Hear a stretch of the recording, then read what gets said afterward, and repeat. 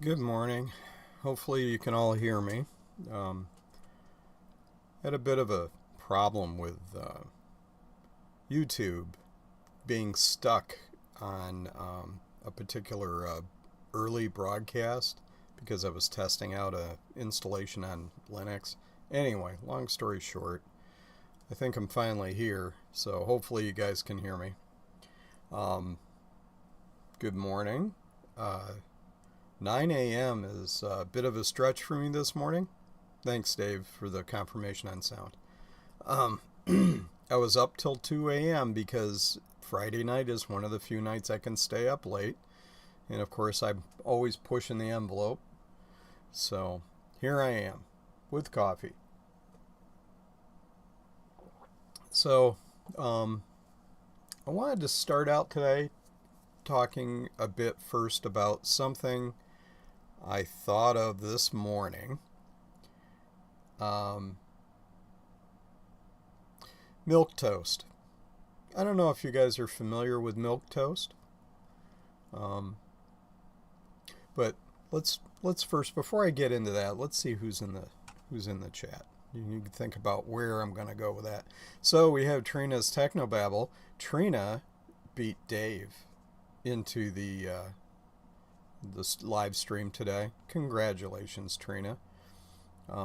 There is no prize for being first, other than notoriety, and I've noted that you're first. And we got Dave's Vintage Apple Tech. Dave, uh, almost without fail, has a live stream on Sundays. Please visit his live stream on Sunday morning. Um, it's a very short live stream. It only goes about 8 hours. And we've got Eric Rangel. Good morning, Eric. It's always good when we have Erics in the mix. And myself, I'm here. Let's see who else we got. Big Bad Biologist, Big Bad Bench, who, in spite of his physical suffering, is going to be live streaming at noon today. So please watch that. And that's it for this morning. So, milk toast. I actually wrote notes about this. I woke up thinking about milk toast. Um, a lot of us, including myself, had a bit of a rough start early in life. There was a period in the 1970s when a lot of people were unemployed. Michigan's part of the Rust Belt, and my father was included in that. And let's see, 1974. That was the year Happy Days came out. I missed the entire first season of Happy Days because we didn't have a TV. TV had broken, didn't have one, couldn't replace it. My father was unemployed, and he milked cows so that he could get a subsidy check from the government not to milk cows. Yeah, that's just how government works, or doesn't. So I used to help him with that, and he actually paid me a couple of bucks an hour to work for him doing that, probably because he could count me as I don't know, contracted labor or something like that, and maybe that increased his subsidy. I have no idea. My father died back in 1989, so I've never really had an opportunity to ask him about this. Yeah, do I mean 1874? Yeah, the government wasn't handing out subsidy checks back then. So, anyway, there were robber barons, and the guy that ran the railroad would bleed you blind. That was 1874. Back to 1974. Anyway, in 1974, like I say, Happy Days came out, and I was really confused at school about all the people going around going, "Hey," or whatever. And Fonzie was a weird name to me. Anyway, um, but working and doing that kind of farm work and stuff really convinced me to go to college. Um, I was rather an underachiever, and really was interested in a lot of things, and and not anything in particular. So I had no idea what I wanted to do with my life, and but I did know I didn't want to farm. That is awfully hard work, and more props to people that do that kind of stuff. But I got a taste of it in the 70s, and it didn't improve my high school grades any or anything, but I still ended up in college, and here I am today. So, why do I bring this up? I think I was dreaming of milk toast. Oh, yeah, milk toast. There were nights where dinner was a piece of toast, and Lord knows why, but you poured milk over the top of it and then you ate it. I'd rather have the toast, and even if it's dry white bread, in a glass of milk. But for some reason, that's what you did. So that happened more than I care to recall. So anyway, you can look at that upbringing a couple of different ways, but I think it stems from being disappointed. And having milk toast can be disappointing. I mean, I'd rather have chipped beef on toast, you know what, on a shingle. At least then you'd have beef, but whatever.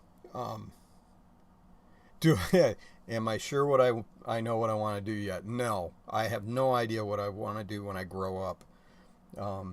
I think that's the key. Don't grow up. Anyway, so I was disappointed. And I had a very minor disappointment this week. Actually, there's been a lot going on in my life the last few weeks. I haven't live streamed in a while, and I don't want to go into too much detail because it's family stuff, but my mother had an illness, and she's recovering from it. Surgery was good, but she's 84 years old, and that's always an iffy proposition if you're that old. But it went, not only was the surgery a success, but the patient survived. So she's on the mend, which is good. Back to disappointment. So I'm going to VCF Midwest. That's a good thing. Not disappointed about that. I'm going to have a table at VCF Midwest. Paid for it yesterday. So I'm going to have a full 8-foot length of table instead of glomming onto my friends. Thank you, Ron, for the last couple of years giving me, the end of your table. Because I want to invest in showing off some stuff, and I intend to sell some things. So I'm going to pay for a table. They're asking, requiring people to pay for tables this year as part of compensation for the expense of the new venue, which is more expensive. Nothing wrong with that either. It's $50 for a table. That's $25 a day. It's worth it. So be it. They don't charge admission to VCF Midwest, and I think that's a smart thing to do. Anyway. But the other thing that I had requested was a time slot to do a presentation, because I wanted to go over... I did a presentation last year about HyperCard, and it was an introductory one, so I didn't really go over code or anything. And there were some people that asked me, says, hey, we'd really like to see some code. So I was planning on doing a presentation this year, and you can see where the disappointment comes in. I was denied for the first time, and this is a good problem to have. They had more requests for presentation time slots than they had time slots available, so they had to let some people off. Doesn't really matter what the criteria is. That's a tough job to have, is to decide who you're going to say no to. From what I understand, pretty much all the tables were asked for too, which is a good thing. But I was disappointed, and like milk toast, I was kind of looking at my plate going, do I want to go to VCF?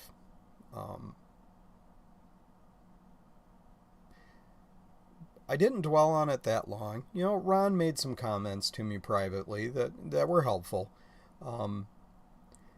And, the first time I went to VCF, I didn't have a table. I hung out at Ron's table. He was kind enough to allow us to hang out there. I even covered the table occasionally so that people could go do things. And I had fun. It was a great time. I got to see a lot of people and meet space that I only see virtually. And uh, it was good. So my cup is half full, not half empty.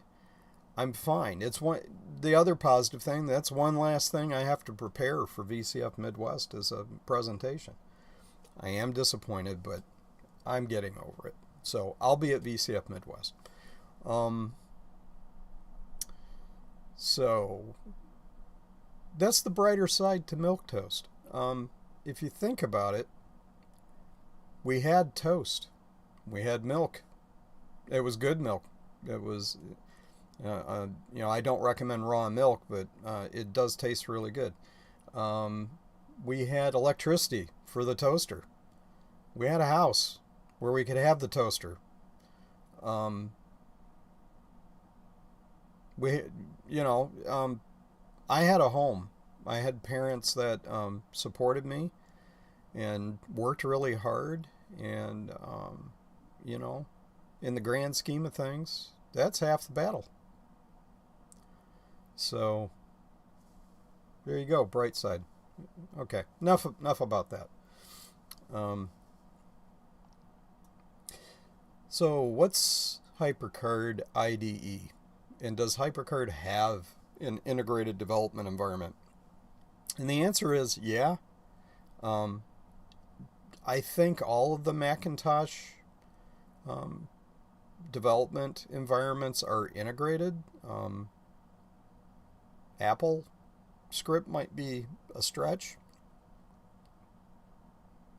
because there's certain things that you expect in an integrated development environment. When I first started developing, it was in Unix, and frankly, Unix itself is an integrated development environment. The entire thing was built around the concept of code, and everything being a file meant that you could weave together everything into an integrated environment for doing development. So it might not look like a modern IDE, but Unix back in the day was an integrated development environment. So you had an IDE is supposed to have things like build automation, debugging, typically version control now as part of a modern IDE.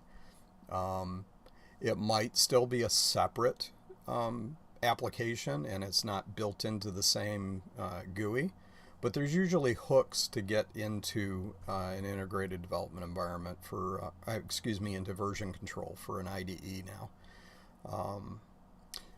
Like I said, Macintosh development environments are IDEs. Mostly because they don't give you the command line in a classic Mac environment. So you're kind of stuck with having a GUI. Uh, some of the things that are in an IDE, syntax highlighting. I can remember having to, dig through paper manuals and stuff to figure out commands, and because I couldn't remember them all the time. What are the parameters for them and all that kind of stuff. And, having it's not semantic highlighting, really. They're trying to go there, but you can see my other comments about artificial intelligence. Um, and they'll get better at it, but still. But syntax definitely is something that you get those under squiggly lines underneath your code that tell you that this doesn't make sense, or you need to fix this.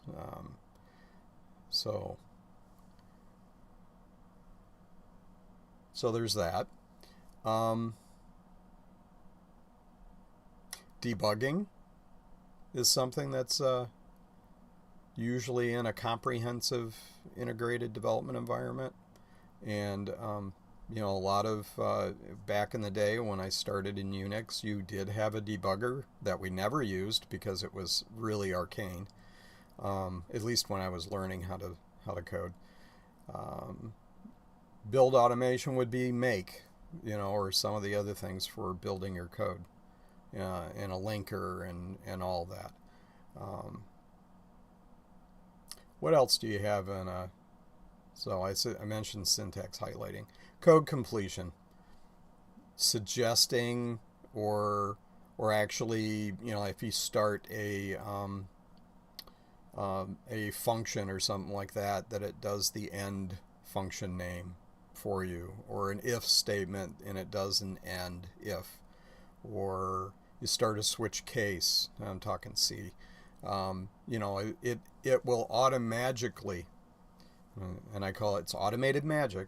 It automatically will put the rest of the code in to end a block and put your cursor back where you are so that you could start the next statement.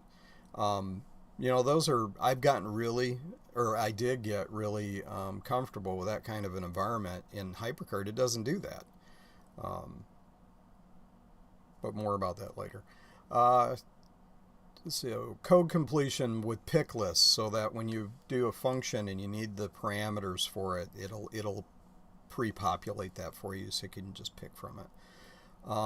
Fixing common mistakes. If you do a typographical error, some IDEs will actually fix your code for you.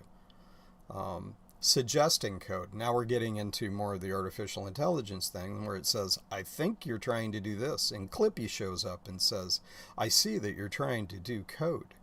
May I suggest a basic statement for your code? Thank God Clippy doesn't do that. Anyway, but you can see where it's going. More advanced stuff like refactoring your code. There's automation and help for being able to do that. Maybe clean up your code. Lint was a program that we used frequently in the early days, and it would reformat your code so that you could conform to the standard that is set for the group of programmers. You could still code in the style you wanted to, but you'd run it through a linter and it would clean it up so that it looks the way somebody insists that it looks. Let's see what else. Mention version control and debugging. Code search. A lot of modern IDEs let you find the definition for a function from where it's called, or go to the structure definition or class definition, things like that, so that it makes it easier to find that turret up on this part of the castle where you stuck something and you can't remember where it is. Coding is very much like assembling the atoms for a castle into bricks, and then laying those bricks, and then assembling the atoms for mortar, and spackling your brick. Yeah, it's a brick castle. Anyway, so you have to keep that big picture of what you're building in your mind and be cognizant of what you're building while you're dealing with the tiny little minutia at the same time.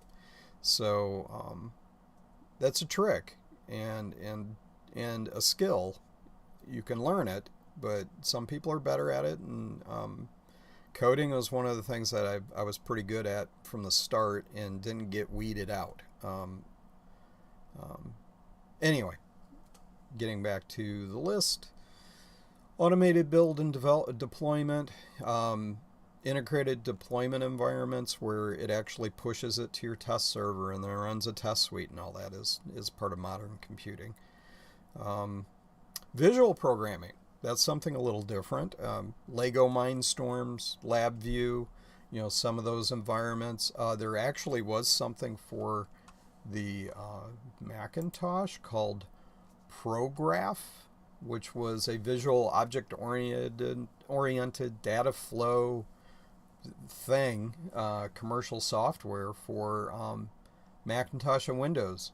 That was made in the 90s. I'm going to see if I can't find it and look at it, because visual programming is more than just building your graphic user interface with components. It's also control flow and being able to do logical flow using visual elements. Not really the best kind of a programming environment, but I remember playing around with building a visual programming environment when I was in college back in the 70s, 80s. Sorry. Multiple language support. It's another modern IDE, and that's something that's in HyperCard. You can do AppleScript or you can do HyperTalk. So HyperCard and the other IDEs for the early Macintosh actually were integrated development environments. So, what did I want to show off today? I'm going to go through the chat here real quick while we switch gears. See if there are any questions. Okay, Trina, 1874. Yeah. Now you program HyperCard to milk the cows. Funny thing about milking cows, in the early days when they tried to automate milking with milking machines, it caused a lot of problems. They didn't do a very good job early on, and cows would get mastitis pretty easily. Mastitis is not pretty. I'm not going to go into the details, but you can kill a cow with it. Put it that way. And early milking machines were not very good, but that tech got a lot better. Try lifting. My father did not have an integrated milking environment, so today you have stanchions where you, like instead of a parlor, or it is a parlor where you move the cow through, or a number of cows through stanchions, milk them, move them on. And a lot of what I was familiar with at the time was we had 40 stanchions. You put all the cows in, and then you would go from stanchion to stanchion with the canister with the milking apparatus on it, and you would milk them, and then you'd have to haul that thing over to the tank to empty it. I was too small at the time to be able to lift the thing full of milk. My father had to do it. But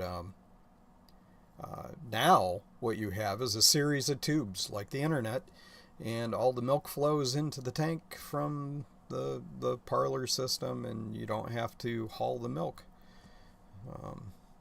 So yay. Let's see what else we got here. Are you sure you know what you're doing? No. Or what I want to be. Yeah, I hope everybody who can go to VCF Midwest goes. It really is quite a great thing. It's a little more expensive this year to stay in the new venue, but I have high hopes that it's going to be a great show. Hey, Jamie's Hack Shack joined. Hi, Jamie. Virtual meat space. Yeah. Well, this is kind of virtual. It's 2D virtual meat space anyway. Yeah, real programmers don't have any of these things. Back in the day, working in DOS, my debugger was printf, and if you've ever had an uninitialized pointer, and you drop a printf in to try to diagnose the issue, and that issue goes away because now you've moved the memory space for your program to the point where the corrupted space isn't impacting your program, you know the pain. So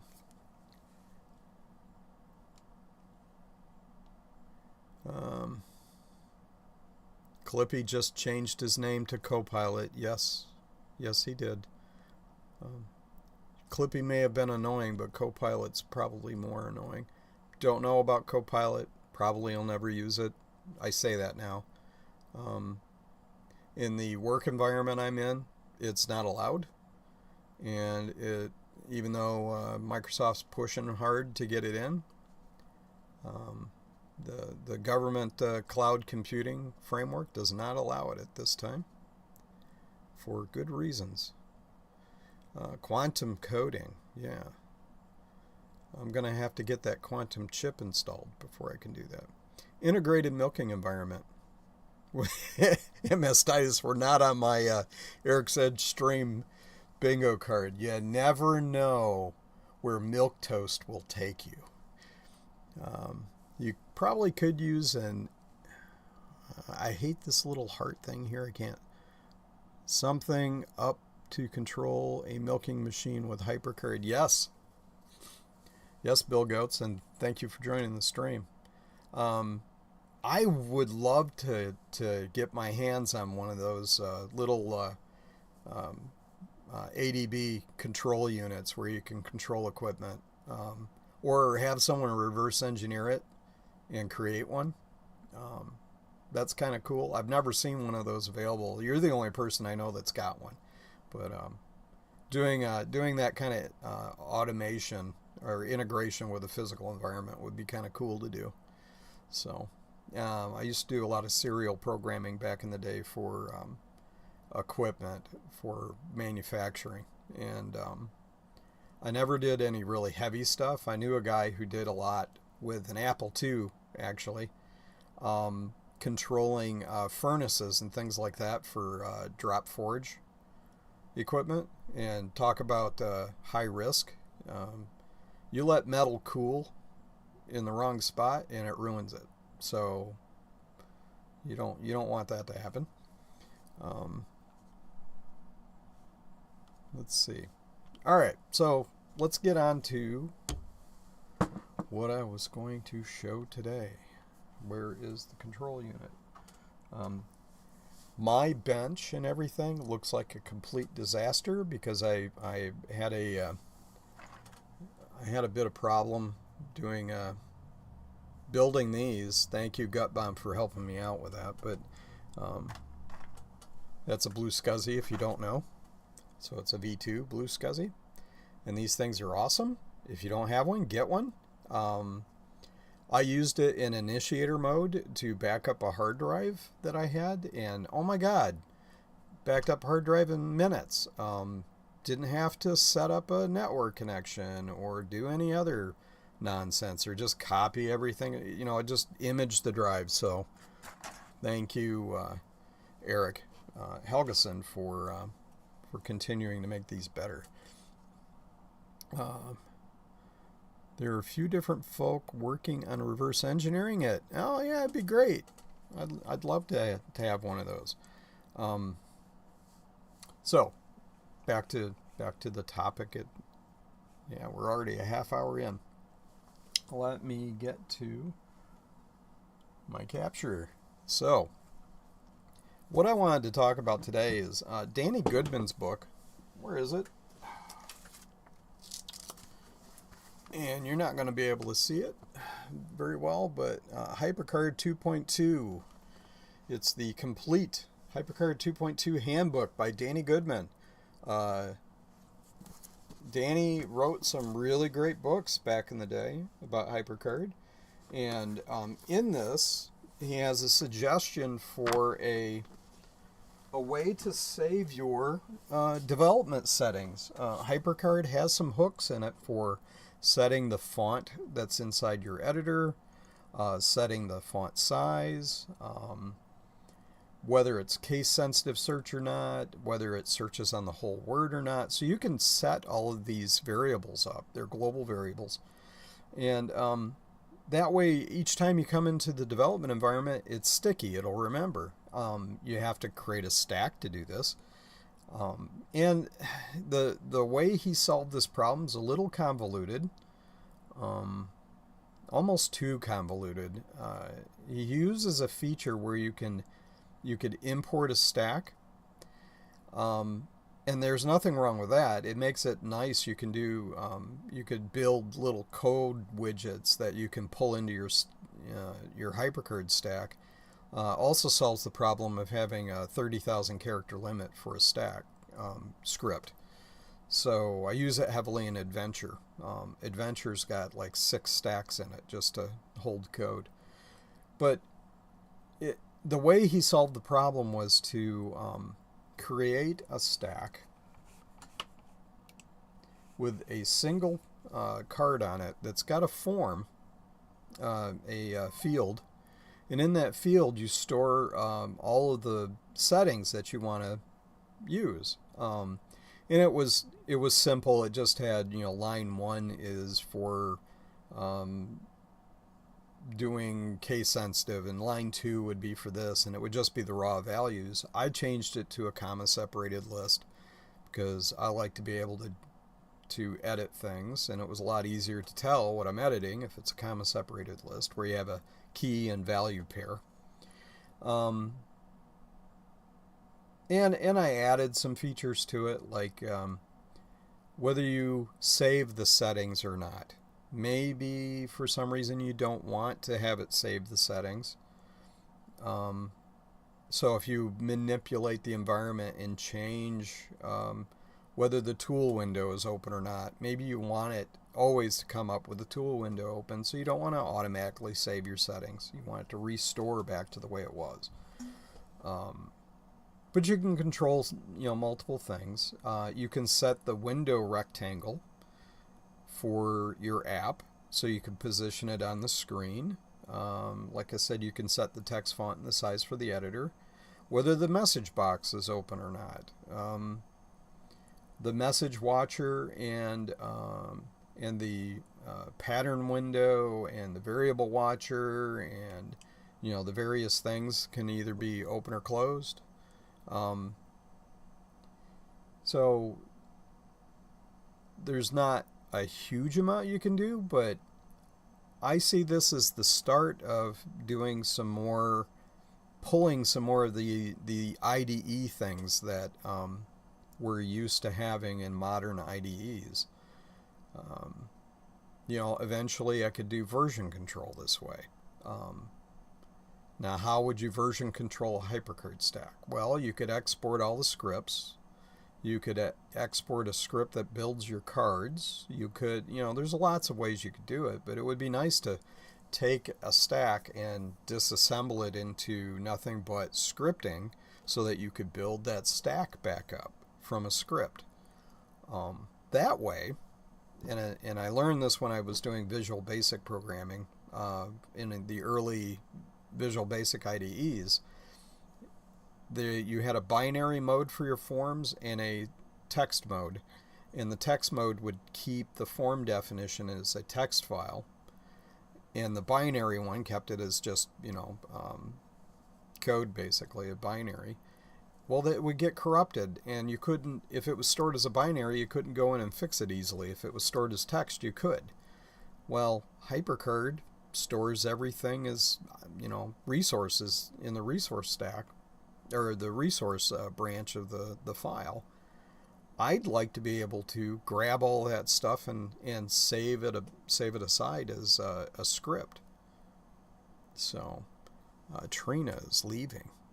Don't do anything too exciting. Yeah, Trina, this one's heavily on code and stuff today. So, anyway, so this little development tool stack, I've got a thing where you can fiddle around. Let's say we want the message box over here, and I want my code environment like this, and maybe the variable watcher window's too big. I want to make it smaller. Let's see what else I can do here. I want my tools over here, so I'm going to drag that off. I'm going to pick a paint tool, and I'm going to grab my patterns and put it over here. So you could sit here and fiddle around with everything, but then if you close your stack, you lose those settings. Oh, I got to pick the right tool here. So I just updated my script with where these things are at. And if I move things around, I can restore my script settings and it'll move things back. It's not 100% working the way I want it to, but it pretty much does work. So we're going to save our settings again. Let's move this down here. So you can see how it changes. The pattern window location changes. Goes through and figures all that out. Now, how does this work? So if we close this stack, Save changes to I must have edited something. Let's go into the editor for Adventure.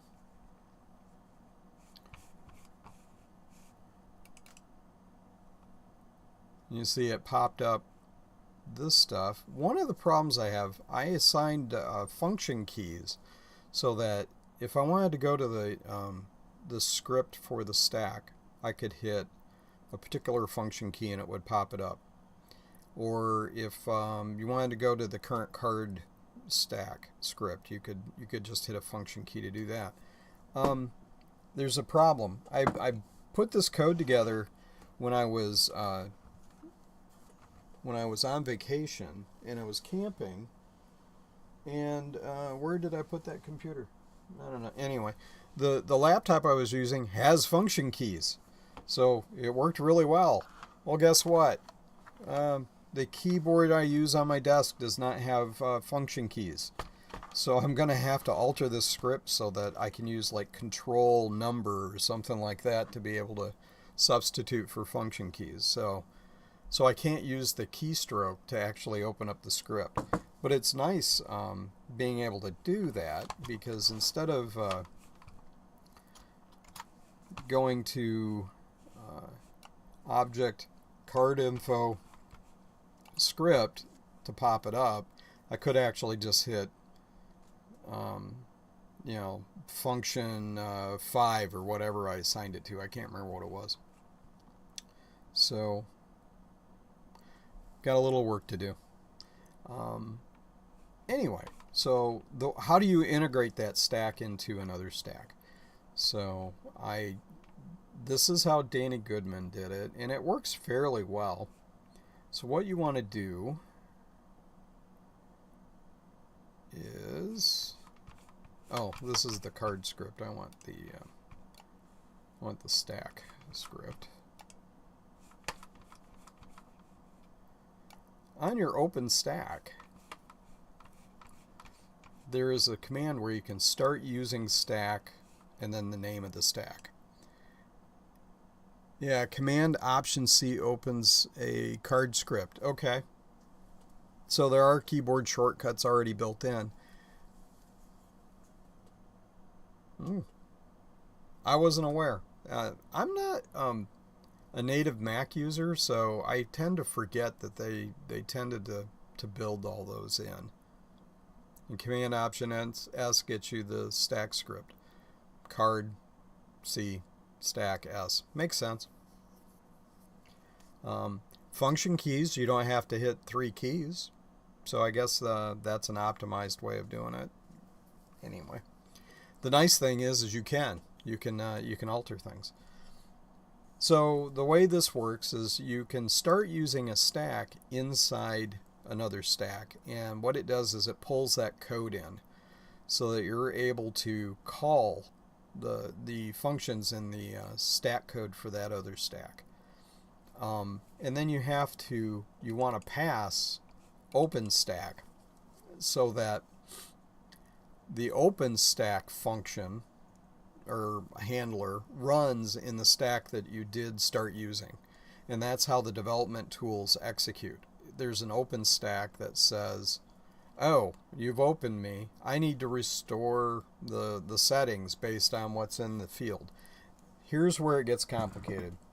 If you open a stack, and then, so I've got this, my adventure editor open, and then you execute code in the other stack, it doesn't have the stack GUI loaded. It only has the current stack loaded, and you make a reference to a field on a card in the other stack, it won't work because it's not there. So what you have to do, and it's a little convoluted, so let's go back to the development tools. And let's use the power of Command Option S. Hey, look at that. Thanks, Billgoats. So what this does And this is where it gets convoluted, and I'm not entirely happy with the way it works. On the open stack,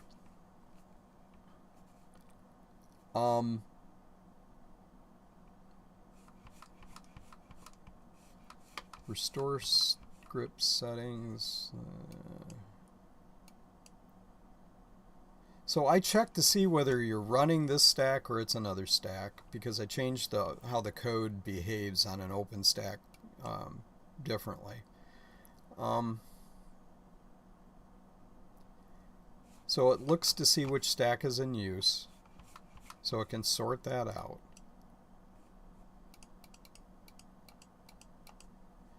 You bear with me here. I wrote this code a while ago, so I'm just trying to remember how it actually works.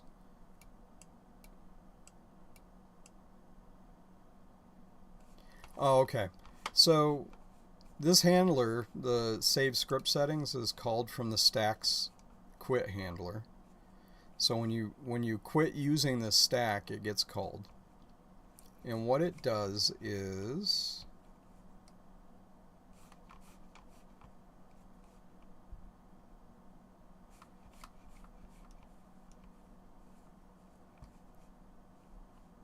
not do it here, it does it somewhere else. Oh, here we go. This is the bit of code I was looking for. So it locks the screen, locks messages. It goes to card 1 of the development tools so that you're actually in that stack and it's on the virtual screen. And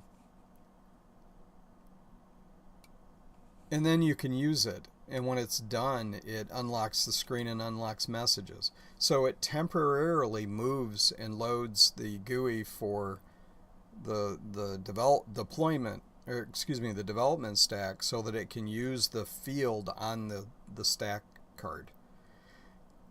It's convoluted. It's a little bit difficult to debug. And why? Because that's the way he did it. Now, what I think we could do is put all of the settings in a file. Save the file on your, in your development environment for that stack, and then load that file instead of the GUI and to get access to the field on the card, and use that file to grab the script settings and close it. You don't have to load the other stack then. All you got to do is open the frickin' file. You know what the executing directory is and where the stack is, because it's a simple function to find out. And you could look for a file of a certain name. You could even pass a parameter or set a global or something that says, I want you to use the settings stack named foo, so that when I'm in this particular application, these are the settings I'm using, instead of always going to the default file name. Or you just go to the default file name. I tend to use different folders for different stacks that I'm working on so that I can keep things straight. So why go to all the trouble of loading and referencing the card field to get the settings? Seems like a lot harder way to do it than just opening a file. So I'm not going to do it live in the stream because we only have like 15 minutes left of the time I had set aside for this. But that's what I intend to do. I got all this working. I had to do a bunch of stuff to make sure that it would work correctly. The source code that's in there assumes a lot in the book on how he did it. It didn't quite work the way I think it was intended. Danny Goodman, of course, he had a publishing schedule for these things, and I think he probably was pushing the limit on getting the code in. Because there are typos in a couple of places in the code that I've made notes on in the code. or in the book. But seems like that would be a simpler way of handling this one. So I intend to do that. Still like the fact that all the code is in a stack, that you can just drop that stack into there and include it. There's other ways you could do that. I could have code that would pull text that is the code and drop it into an object and then call it. That's too weird. So again, more convoluted than it needs to be. So I think that's what I'm going to do. That this development tool stack that you're including could still have a GUI on it for editing the settings and saving them and doing other things. This entire file that has the settings in it could just be a bunch of controls on a form, so that you could go fiddle with them that way. It's a programmer's tool, so it's not really necessary, but I could see how that could be used. Anyway, so that's where this code is. It's a neat little way of taking some of the stuff that's not saved and having a way of setting up your scripting environment with your controls where you want them, so that when you open up, everything's laid out the way you want it for the screen that you have. And it does a few other things in the code, like let's say I put this on a classic Mac with the 9-inch monochrome screen. Obviously, if you're using the default size card, stack size, you can't. There isn't room to have your tools all to the side. It would have to be laid on top. So all of this would have to appear like this to be able to fit on the screen. So what it does is it checks to see what the screen width is, and if you're trying to open up the pattern widget and it's off screen, it'll put it in screen so that it doesn't try to put it off screen. So there's a little bit of intelligence in it that wasn't in the original program. Anyway, so that's pretty much it for this. I'm going to go back to working on... Hi, Trina. I'm going to work on some hardware off stream, Trina. I know that's going to be frustrating, but right now I need to clean up the bench. Nobody wants to watch me do that. It's a mess. I'm building a new 3D printed frame. One of these. Well, let me change the screen so you guys can see me better. Sorry. So I'm doing a new one of these. It's a 3D printed blue SCSI frame that fits on the drive slot on an SE or an SE30, so that you can access the card from the front of the machine for your SD card for a blue SCSI. And I'm doing this so it fits better in my SE, where I have two slots. There's a floppy drive on the bottom and there's one on the top. Joe created from Joe's Computer Museum. He created one that fits there, but I want to modify it a little bit. This is a little too light for my needs. Anyway, so I'm messing around with that.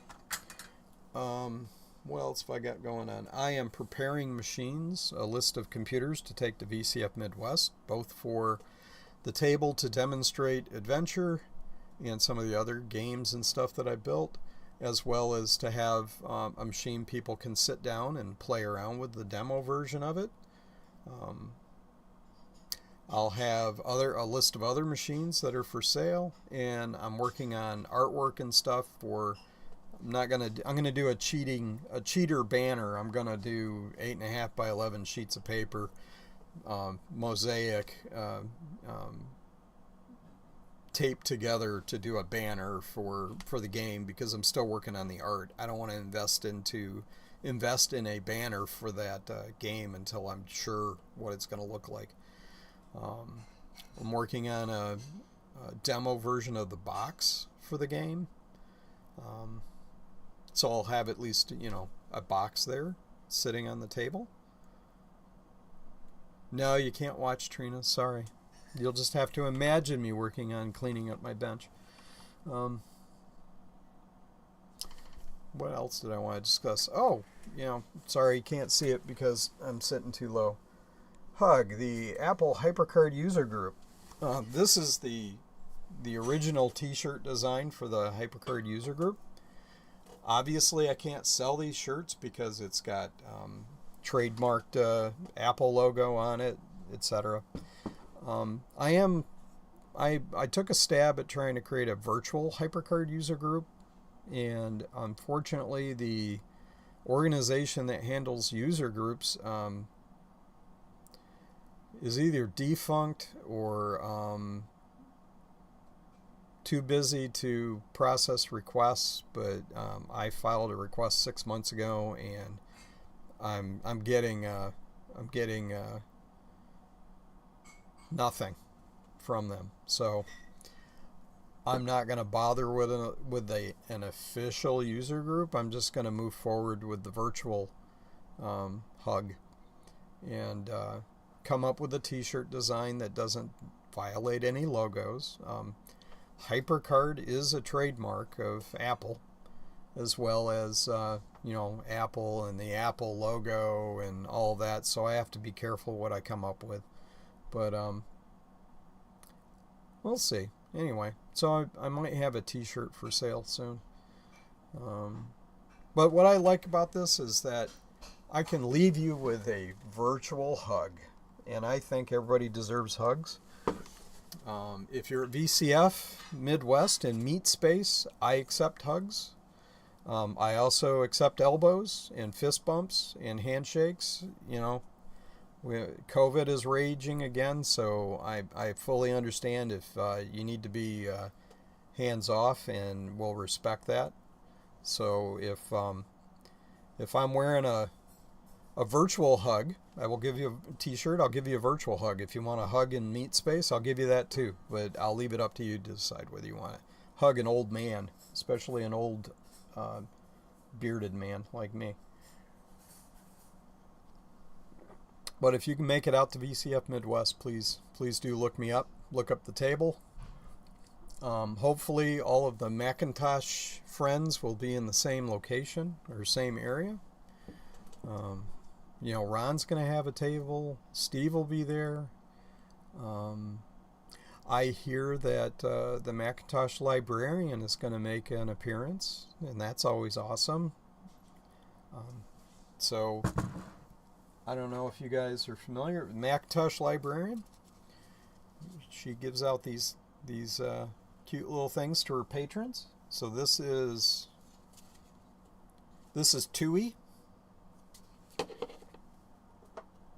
And everybody knows Mackie. And this is not from Kate, but this is something my daughter gave me. She thought would be cute. So I didn't give him a name. I don't know. And here is the latest one from Kate that I received, and this is Jessie. Jessie is a Apple II GS. And the print quality on these is just awesome. You know, she has a bamboo. And, I mean, look at the detail on that. I really like the feel of this filament, too. So, good job, Kate. I love these things. These are cool. And there'll be a lot of other people at VCF Midwest. So it's one of the bigger shows. Anyway, so I leave you with a HyperCard user group hug. See you on the next video. Where did I leave the button?